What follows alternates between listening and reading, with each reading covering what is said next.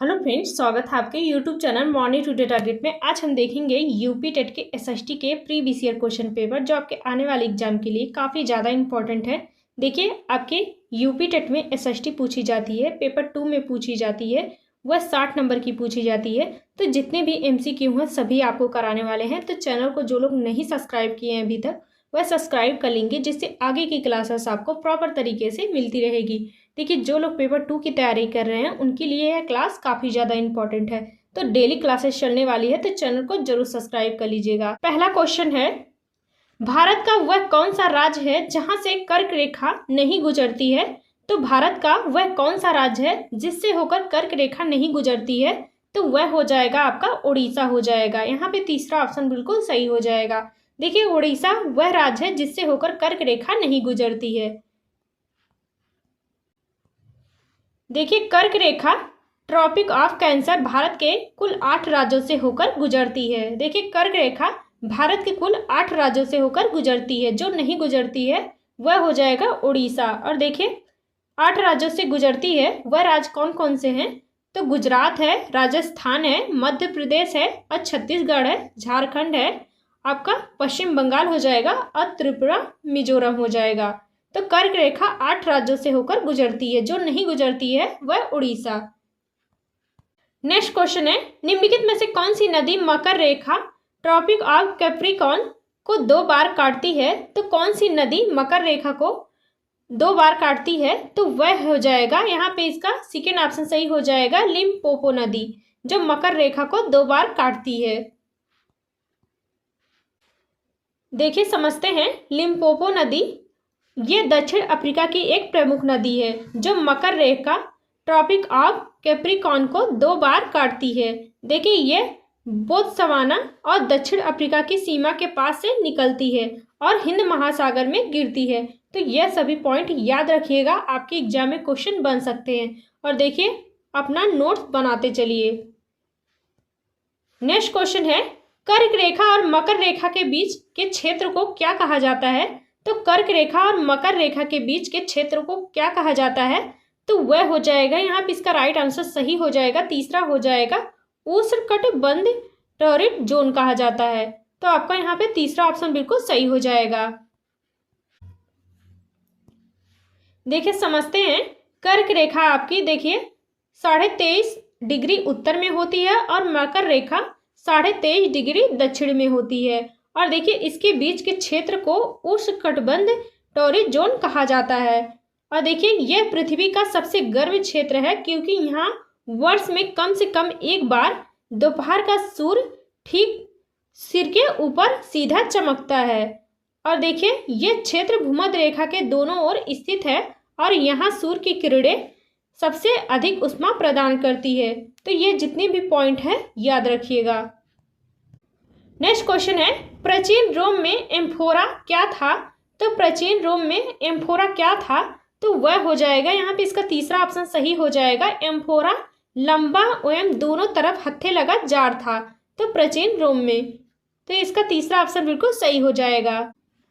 देखिए, समझते हैं। प्राचीन रोम में और ग्रीस में एम्फोरा एक प्रकार का मिट्टी का बर्तन होता था जिसका उपयोग मुख्य रूप से तेल, शराब, अनाज और अन्य तरल या ठोस पदार्थों के भंडारण और परिवहन के लिए इसका प्रयोग किया जाता था। इसकी पहचान होती थी इसके सकरे गर्दन और शरीर के दोनों तरफ लगे 2 हत्थों से होती थी इसकी पहचान। तो याद रखिएगा, यह सभी पॉइंट आपके एग्जाम में क्वेश्चन बन सकते हैं। नेक्स्ट क्वेश्चन है, सारे जहां से अच्छा हिंदुस्ता हमारा नारा किसने दिया था? तो सारे जहां से अच्छा हिंदुस्ता हमारा नारा किसने दिया था? तो वह हो जाएगा, मोहम्मद इकबाल ने दिया था। इसका राइट आंसर यहाँ पे सेकेंड ऑप्शन बिल्कुल सही हो जाएगा। देखिए, समझते हैं। सारे जहां से अच्छा हिंदुस्ता हमारा गीत की रचना प्रसिद्ध शायर मोहम्मद इकबाल ने की थी। और देखिए, इसे तराना ए हिंदी के नाम से भी जाना जाता है और उन्होंने इसकी रचना की थी 1904 में की थी इसकी रचना। नेक्स्ट क्वेश्चन है, 21 जून को सूर्य की किरणें किस रेखा पर लंबवत पड़ती हैं? तो 21 जून को सूर्य की किरणें किस रेखा पर लंबवत पड़ती हैं? तो वह हो जाएगा, कर्क रेखा पर लंबवत पड़ती हैं। तो आपका राइट आंसर यहाँ पे पहला बिल्कुल सही हो जाएगा। देखिए समझते हैं। कर्क रेखा 21 जून को पृथ्वी का उत्तरी गोलार्ध सूर्य की ओर झुका होता है, जिससे सूर्य की किरणें उत्तरी अक्षांश यानी कर्क रेखा पर लंबवत सीधी पड़ती हैं। इस स्थिति में ग्रीष्म संक्रांति कहा जाता है और इस दिन उत्तरी गोलार्ध में साल का सबसे लंबा दिन होता है, तो याद रखिएगा। नेक्स्ट क्वेश्चन है, सत्यमेव जयते शब्द किस उपनिषद से लिया गया है? तो सत्यमेव जयते शब्द किस उपनिषद से लिया गया है? तो वह हो जाएगा मुंडको उपनिषद से लिया गया है। तो आपका राइट आंसर यहाँ पे सेकेंड ऑप्शन बिल्कुल सही हो जाएगा। देखिए जितने भी क्वेश्चन करवा रहे हैं सारे इंपॉर्टेंट हैं, तो एक भी क्वेश्चन मिस मत करिएगा। नेक्स्ट क्वेश्चन है, बौद्ध धर्म के प्रचार के लिए अशोक ने श्रीलंका किसे भेजा था? तो बौद्ध धर्म के प्रचार के लिए अशोक ने श्रीलंका किसे भेजा था? तो वह हो जाएगा महेंद्र और संघमित्रा को भेजा था। तो आपका फर्स्ट आंसर यहाँ पे बिल्कुल सही हो जाएगा। देखिए जितने भी क्वेश्चन हैं सारे इंपॉर्टेंट है, तो चैनल को सब्सक्राइब कर लीजिएगा जिससे आगे की क्लासेस आपको मिलती रहे। देखिए समझते हैं, बौद्ध धर्म के प्रचार के लिए सम्राट अशोक ने अपने पुत्र महेंद्र और पुत्री संघमित्रा को लंका भेजा था। और देखिए महेंद्र और संघमित्रा ये अशोक की संतानें थीं, जिन्हें विशेष रूप से श्रीलंका सिलोन में धर्म प्रचार के लिए भेजा गया था। और देखिए संघमित्रा अपने साथ बोधि वृक्ष की एक शाखा भी ले गई थी, तो याद रखिएगा। नेक्स्ट क्वेश्चन है, हर्षचरित के लेखक कौन थे? तो हर्षचरित के लेखक कौन थे? तो वह हो जाएगा बालभट्ट थे। तो आपका सेकेंड ऑप्शन बिल्कुल सही हो जाएगा। देखिए समझते हैं। देखिए बालभट्ट 7वीं शताब्दी के संस्कृत कवि और राजा हर्षवर्धन के दरबारी कवि थे। देखिए बालभट्ट ने हर्ष के जीवन पर आधारित इस ऐतिहासिक जीवनी के अलावा प्रसिद्ध ग्रंथ लिखा था, कादम्बरी की भी रचना की थी। देखिए बालभट्ट ने कादम्बरी की भी रचना की थी, तो याद रखिएगा। नेक्स्ट क्वेश्चन है, निम्नलिखित में से किस महाद्वीप से होकर कर्क, मकर और भूमध्य रेखा तीनों गुजरती हैं? तो किस महाद्वीप से होकर कर्क रेखा और मकर रेखा, भूमध्य रेखा तीनों रेखाएं गुजरती हैं? तो वह हो जाएगा अफ्रीका हो जाएगा।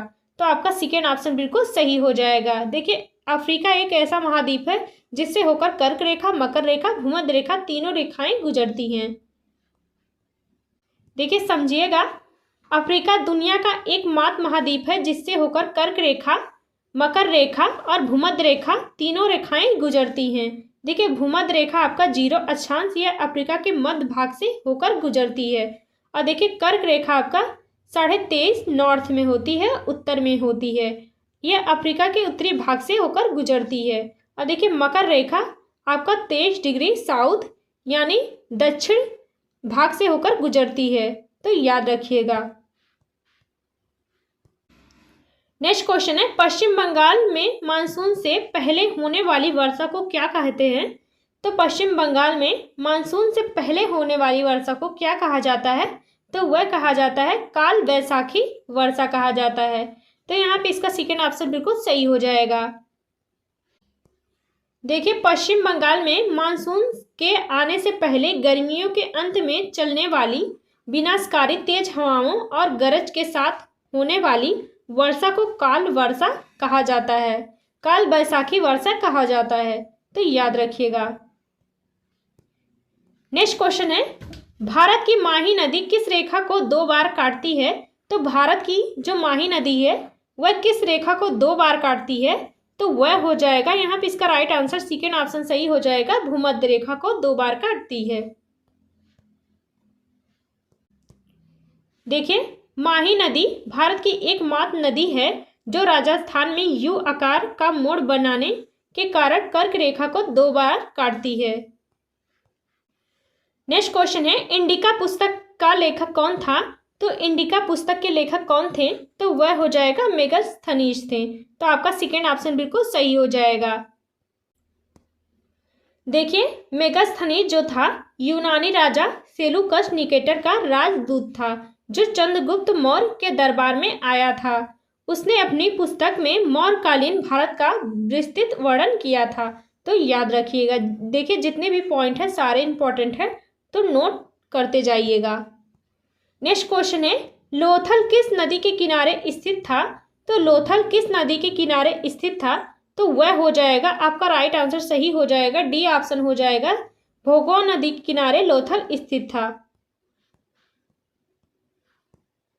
देखिए, लोथल गुजरात के अहमदाबाद जिले में भोगवा नदी के किनारे स्थित था, जो साबरमती की सहायक नदी। यह सिंधु घाटी सभ्यता का एक प्रमुख बंदरगाह शहर था, जो खंबात की खाड़ी के पास स्थित था।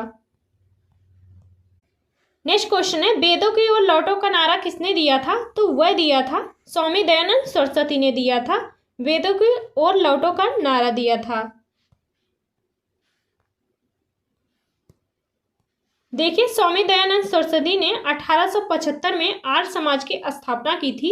इनका मानना था कि वेद ही समस्त ज्ञान के स्रोत हैं और सच्चे धर्म का आधार है, इसलिए इन्होंने वेदों की ओर लौटो, go back to the Vedas का नारा दिया था। नेक्स्ट क्वेश्चन है, मकर रेखा का अक्षांशी मान क्या है? तो मकर रेखा का अक्षांशी मान है तो वह हो जाएगा 23.5 डिग्री दक्षिण अक्षांश हो जाएगा। तो आपका राइट आंसर यहाँ पे सेकेंड ऑप्शन बिल्कुल सही हो जाएगा। देखिए, काफ़ी ज़्यादा इंपॉर्टेंट क्वेश्चन है, तो चैनल को जरूर सब्सक्राइब कर लीजिएगा आगे की क्लासेस के लिए। और अपनी तैयारी को देखिए, अब तो नोटिफिकेशन भी आ चुका है, तो जितना हो सके अच्छे से पढ़िए। नेक्स्ट क्वेश्चन है, 2.5 दिन का झोपड़ा अजमेर का निर्माण किसने करवाया था? तो 2.5 दिन का झोपड़ा अजमेर का निर्माण किसने करवाया था? वह हो जाएगा कुतुबुद्दीन ऐबक ने करवाया था। तो आपका राइट आंसर यहाँ पे सेकेंड ऑप्शन बिल्कुल सही हो जाएगा। देखिए, अजमेर में स्थित 2.5 दिन का झोपड़ा का निर्माण 1192 ईस्वी में कुतुबुद्दीन ऐबक ने करवाया था। मूल रूप से यह संस्कृत विद्यालय था, जिसे परिवर्तित कर मस्जिद के रूप में दिया गया था। तो याद रखिएगा, जितने भी क्वेश्चन है सारे इंपॉर्टेंट है। देखिए, नेक्स्ट क्वेश्चन देखते हैं, पानीपत का प्रथम युद्ध 1526 में किनके बीच लड़ा गया था? तो पानीपत का प्रथम युद्ध 1526 में किनके बीच लड़ा गया था? तो वह हो जाएगा बाबर और इब्राहिम लोदी के बीच लड़ा गया था पानीपत का प्रथम युद्ध। देखिए, पानीपत का प्रथम युद्ध लड़ा गया था 21 अप्रैल 1526 को लड़ा गया था और मुगल शासक बाबर और दिल्ली के सुल्तान इब्राहिम लोदी के बीच लड़ा गया था। इस युद्ध में बाबर की जीत हुई थी, जिससे भारत में मुगल साम्राज्य की नींव रखी गई थी। नेक्स्ट क्वेश्चन है, विजयनगर साम्राज्य की स्थापना किसने की थी? तो विजयनगर साम्राज्य की स्थापना किसने की थी? तो वह हो जाएगा, यहाँ पे इसका राइट आंसर डी ऑप्शन सही हो जाएगा, हरियर और बुक्का ने की थी विजयनगर साम्राज्य की स्थापना। देखिए, अगर आपको क्लास अच्छी लगी हो तो देखिए लाइक सब्सक्राइब जरूर कर दीजिएगा, एक लाइक तो आप लोग कर ही सकते हैं। देखिए, इस साम्राज्य की नींव 1336 ईस्वी में तुंगभद्रा नदी के दक्षिणी तट पर रखी गई थी। इसके संस्थापक हैं तो हरिहर प्रथम और उनके भाई बुक्का राय हैं, तो याद रखिएगा। नेक्स्ट क्वेश्चन है, भारतीय संविधान की आत्मा किसे कहा जाता है? तो भारतीय संविधान की आत्मा किसे कहा जाता है? तो वह हो जाएगा, यहाँ पे इसका राइट आंसर सही हो जाएगा, सेकेंड ऑप्शन प्रस्तावना को कहा जाता है। देखिए, अनुच्छेद 32 को संवैधानिक उपचारों का अधिकार डॉक्टर BR अम्बेडकर ने विशेष रूप से इसे अनुच्छेद को संविधान की अंतरात्मा और हृदय कहा था।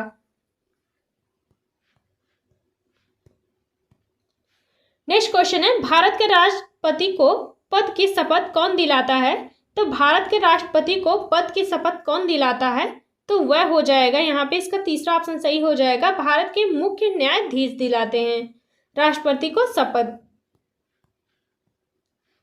देखिए, भारतीय संविधान के अनुच्छेद 60 के अनुसार भारत के राष्ट्रपति को उनके पद की शपथ भारत के मुख्य न्यायाधीश चीफ जस्टिस ऑफ इंडिया द्वारा दिलाई जाती है। उनकी अनुपस्थिति में उच्चतम न्यायालय के उपलब्ध सबसे वरिष्ठ न्यायाधीश ये शपथ दिलाते हैं।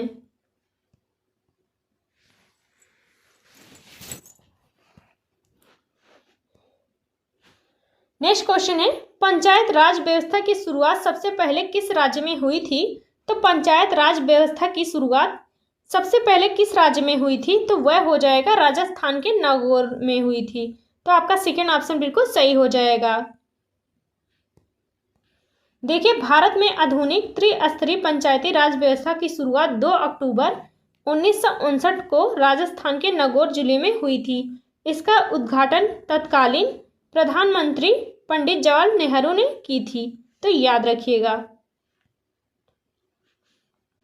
नेक्स्ट क्वेश्चन है, सिपकीला प्रसिद्ध पर्वतीय दर्रा भारत के किस राज्य में स्थित है? तो सिपकीला प्रसिद्ध पर्वतीय दर्रा भारत के किस राज्य में स्थित है?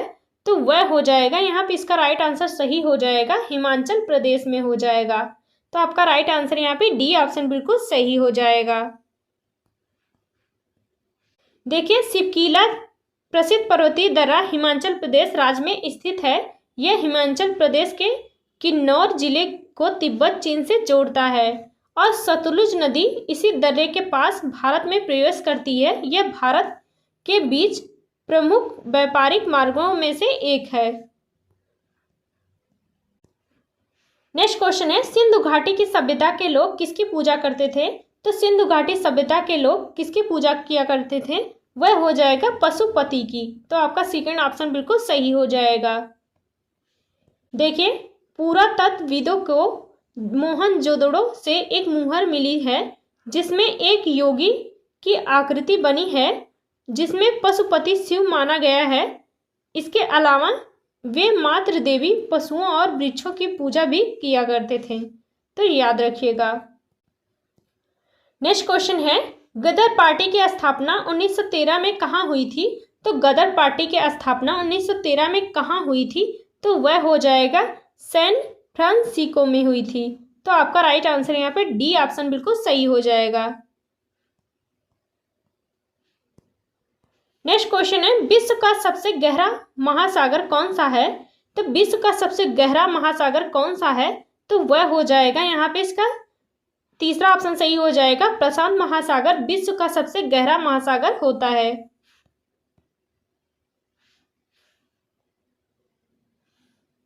देखिए, जितने भी क्वेश्चन आपको करवा रही हूँ सारे इंपॉर्टेंट है। अगर आपने एक कर लिया तो आपका 100% यूपी टेट क्लियर हो जाएगा।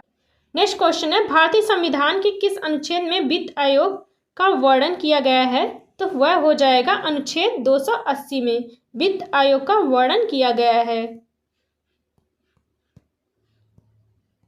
देखिए, भारतीय संविधान के अनुच्छेद 280 के तहत राष्ट्रपति हर 5 साल में एक वित्त आयोग का गठन करते हैं जिसका मुख्य काम केंद्र होता है राज्यों के बीच राजस्व टैक्स के बंटवारे पर सिफारिशें देना होता है। नेक्स्ट क्वेश्चन है, किस नदी को बिहार का शोक कहा जाता है? तो किस नदी को बिहार का शोक कहा जाता है?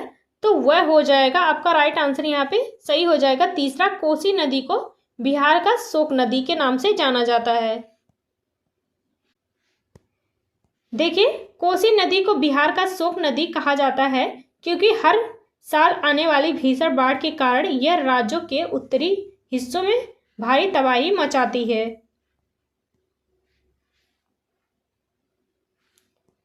नेक्स्ट क्वेश्चन है, जलियांवाला बाग हत्याकांड के विरोध में किसने नाइटहुड की उपाधि त्याग दी थी? तो जलियांवाला बाग हत्याकांड के विरोध में किसने नाइटहुड की उपाधि त्याग दी थी? तो वह हो जाएगा रविन्द्रनाथ टैगोर ने। तो आपका यहाँ पे सेकेंड ऑप्शन बिल्कुल सही हो जाएगा। देखिए, समझते हैं, जलियांवाला बाग हत्याकांड हुआ था तो 13 अप्रैल 1919 में हुआ था और भारतीय इतिहास की यह एक बहुत ही दुखद घटना थी। इसके विरोध में रविन्द्रनाथ टैगोर ने ब्रिटिश सरकार को एक कड़ा पत्र लिखकर अपनी नाइटहुड की उपाधि लौटा दी थी, वापस कर दी थी। उनके अलावा महात्मा गांधी ने भी इस दमनकारी नीति के विरोध में अपनी केसर-ए-हिंद की उपाधि वापस कर दी थी। देखिए, इस क्लास का लास्ट क्वेश्चन देखते हैं, ब्रह्म समाज की स्थापना किसने की थी? तो ब्रह्म समाज की स्थापना की थी तो वह हो जाएगा, आपका राइट आंसर यहाँ पे पहला हो जाएगा, राजा राम मोहन राय ने की थी। तो कब की थी? 1828 में की थी। देखिए, समझते हैं, ब्रह्म समाज का मुख्य उद्देश्य था हिंदू धर्म में सुधार लाना और एक ईश्वरवाद, एक ईश्वर की पूजा का प्रचार करना था। देखिए, इन्होंने सती प्रथा, बाल विवाह और जाति व्यवस्था जैसी कुरीतियों के खिलाफ आवाज उठाई थी और धार्मिक यह समाज मूर्ति पूजा के खिलाफ था और उपनिषदों की शिक्षाओं पर आधारित था। तो ब्रह्म समाज मूर्ति पूजा के खिलाफ था और उपनिषदों की शिक्षाओं पर आधारित था। और देखिए शिक्षा के मामले में राजा राम मोहन राय ने पश्चिमी शिक्षा और विज्ञान का समर्थन किया था ताकि भारतीय समाज आधुनिक बन सके। तो याद रखिएगा। तो देखिए आज के लिए बस इतना ही। मिलते हैं नेक्स्ट क्लास में। और क्लास कैसी लगी कमेंट करके ज़रूर बताइएगा और आपने कितने स्कोर सही किए हैं तो वो भी बताइएगा। तो मिलते हैं नेक्स्ट क्लास में।